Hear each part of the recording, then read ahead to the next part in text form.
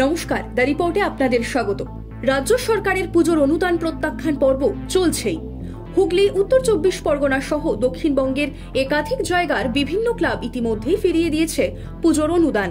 এবার পুজোর অনুদান প্রত্যাখ্যান পর্বের আঁচ পৌঁছল উত্তরবঙ্গেও।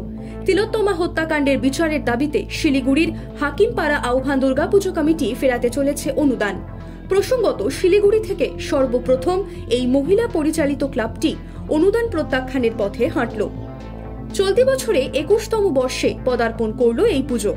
আর এই 21তম বর্ষে আরজিকর কাণ্ডের প্রতিবাদে রাজ্য সরকারের অনুদান না নেওয়ার সিদ্ধান্ত নিয়েছেন এই পুজো কমিটির উদ্যোক্তারা।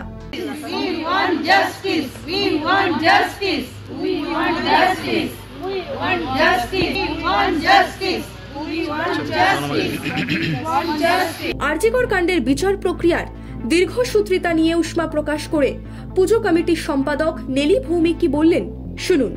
সিদ্ধান্ত নেওয়ার কারণে রয়েছে আরজিকরে যে ঘটনা ঘটেছে, ডাক্তার তিলোত্তমাকে নিয়ে যে ঘটনা ঘটেছে, পৈশাচিক ঘটনা ঘটেছে, সেটার পরিপ্রেক্ষিতে আজকে 1 মাসের ওপর হয়ে গেছে, একটা বিচার পাওয়া যায়নি।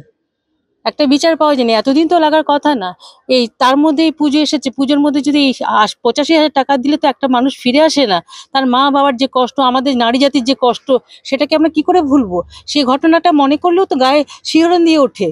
তো এই পরিপ্রেক্ষিতে আমরা সকলে মিটিং করে সিদ্ধান্ত নিয়েছি, আমরা কি বলে যে এই টাকাটা এবছরটা নিচ্ছি না, গভর্নমেন্টকে অনুদান ফেরত দিচ্ছি। হ্যাঁ, আমাদের 3 দিন খাওয়ানো হতো, সেটা এখন বর্জিত করে একদিন অষ্টমীতে সামান্য পরিমাণে ভোগ দেওয়া হবে।